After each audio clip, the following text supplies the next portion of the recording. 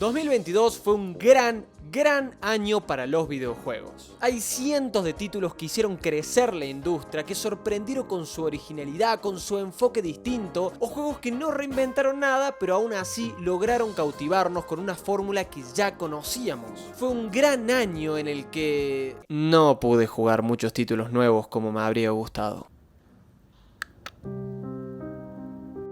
Tener un canal de YouTube lleva su tiempo y sumado a las demás responsabilidades de la vida como estudiar, trabajar, socializar, etc., deja poco tiempo para probar juegos. Así que me dediqué más a tirarme a lo seguro, jugué los títulos más recomendados y estuve rejugando varios títulos de años anteriores para poder traer algunos análisis al canal. Pero hey, las risas no faltaron. Ahora hablando en serio. Este año tuvo de todo, desde AAA que volaron la industria como Elden Ring, hasta indies que entraron por la puerta trasera e hicieron un desastre como Cult of the Lamb. Hubo una asombrosa cantidad de juegos fantásticos en cada género y en diferentes nichos, franquicias que revivieron después de 8 años como Bayonetta 3, que volvió reinventada, arriesgándose a cosas nuevas y consiguiéndolo de forma increíble, títulos como God of War Ragnarok, que no inventó nada ya que ese gran cambio lo había hecho en el 2018, pero que retomó lo que había dejado y lo llevó a su clímax. Ni hablar de Return to Monkey Island, aquella legendaria aventura gráfica de los años 90 que volvió con un revival increíble adaptado a nuestra época, pero sin perder la magia original que lo caracterizaba. Desde ya les adelanto que hay miles de títulos que van a faltar en el top que vendrá a continuación. Ya está por venir, se los juro, no se vayan, pero me cuesta hablar de un juego si no lo jugué al menos al 70%, así que van a haber muchos ausentes. Y también voy a intentar que el top vaya un poco con la estética del canal.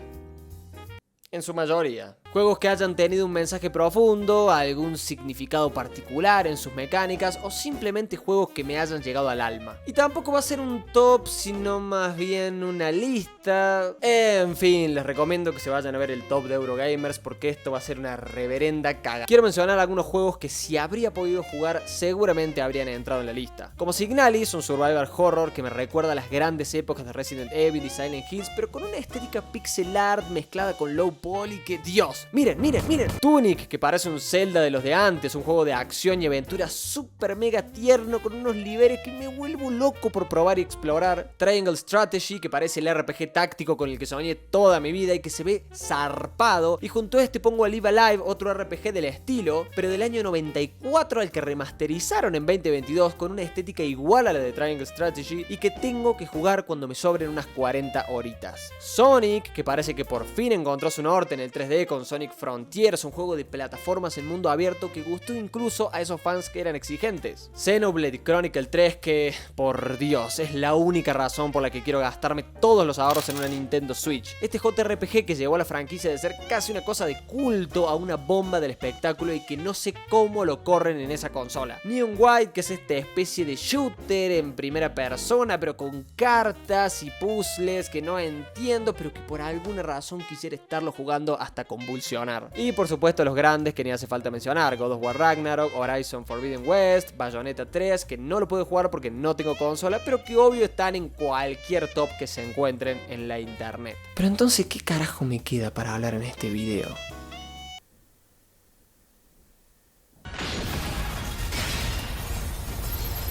Es broma. Vamos con la lista de los mejores juegos del año que pude jugar, aunque muchos igual son geniales y fueron olvidados en la lista de tops más populares. Antes de arrancar los invito a suscribirse, así el canal crece y el algoritmo me tira un centro, porque si no en 2023 no voy a poder solo. Gracias. ¿Qué decir de este juego? Es un beat'em up o un juego de cagarse bien a palos en el universo de las Tortugas Ninja. ¡Listo! Este título es una especie de revival o recreación del famoso juego lanzado en el 89 para NES. Se trata de recorrer diferentes niveles donde, como dije, hay que cagarse a palos con cualquiera que se nos cruce, culminando cada nivel con un enfrentamiento a un boss. La historia no es más que una excusa para ir avanzando y que cada nivel tenga un ligero sentido. Podemos jugar con cualquiera de las tortugas ya conocidas y también hay algunos personajes extras, pero lo hermoso de este juego y que rescata bien del original es el cooperativo. La verdad que no podría imaginarme jugando este juego solo, lo pasé con mi novia y es pura y absoluta diversión sin desperdicio. El gameplay te engancha, cada personaje tiene su mecánica, así que eso le da un poco de rejugabilidad profundidad y a la vez le da algo de individualidad a cada jugador y se pasa en unas 3 o 4 horas aproximadamente. Así que es un planazo de domingo para reírse y pasarla bien con alguien. Además de ser un viaje a las mejores épocas del pasado, como pocas veces un videojuego puede hacerlo. Sí, ya sé que se va a hacer trampa, pero el remake salió en 2022 y está bueno y va con la temática del canal. Así que no me jodas más. Poco me queda por decir de este título y de esta franquicia. The Last of Us es un juego de acción y aventura en un futuro apocalíptico que, además de ser entretenido, esconde una interesante trama, unos personajes profundos, humanos y uno de los finales más polémicos en la historia de los videojuegos. Este lavado de cara, que es en realidad un remake completo, trae miles de cosas nuevas que ya se habían incluido en la parte 2, además de un nuevo motor gráfico impresionante. Pero lo que hace que aparezca en este top es lo que todos ya saben.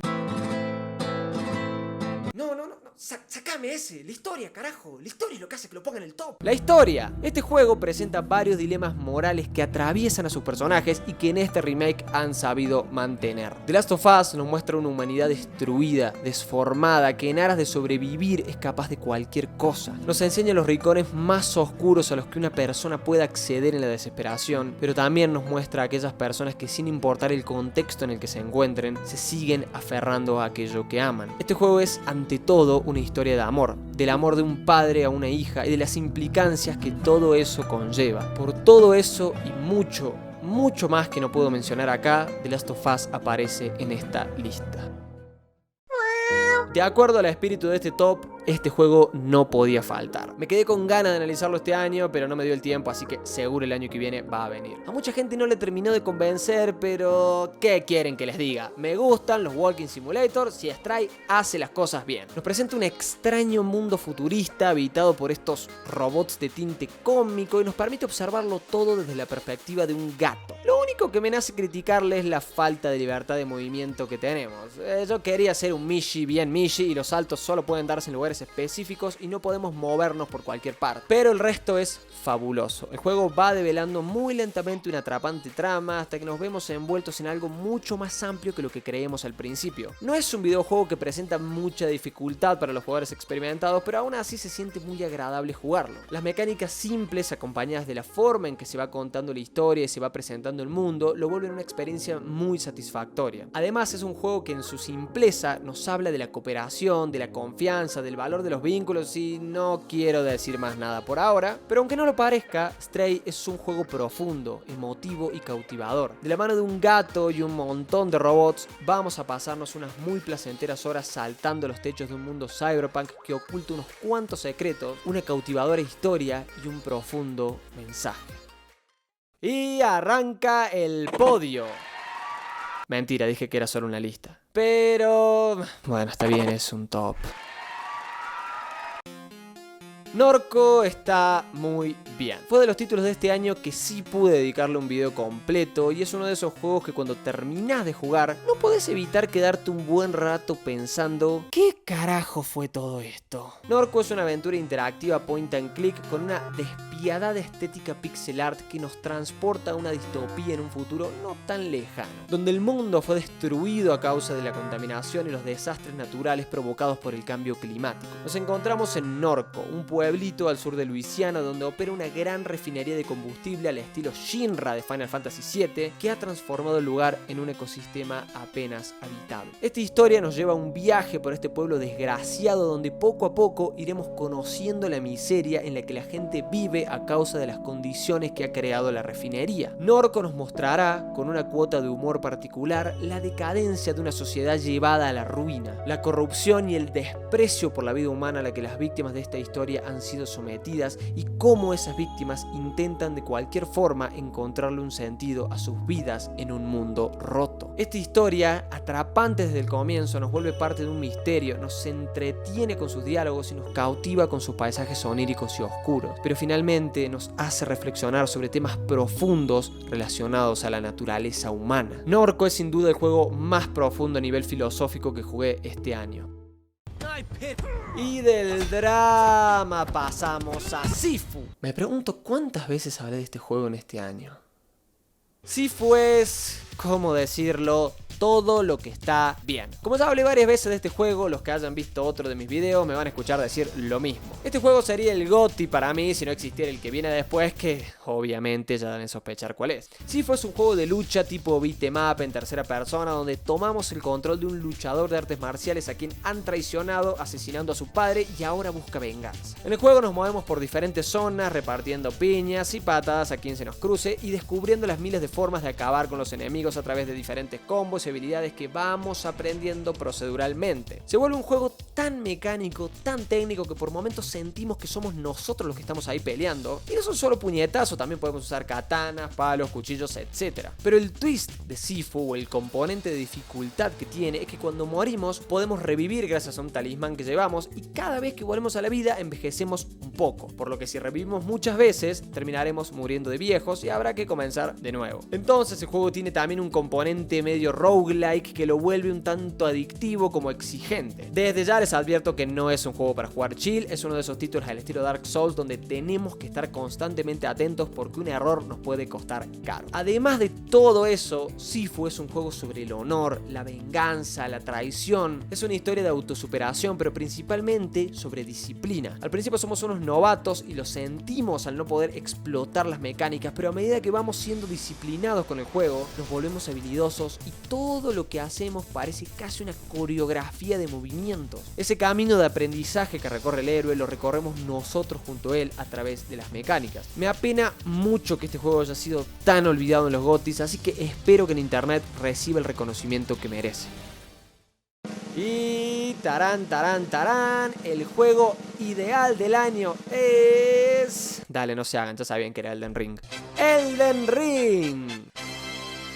Bueno, ¿qué puedo decir de este juegazo que no hayan escuchado en otros miles de tops en internet? La verdad que mi intención no era ponerlo en la lista porque ¿qué sentido tenía? Ya todo el mundo sabe la locura que es este juego y por qué salió mejor juego del año. Pero...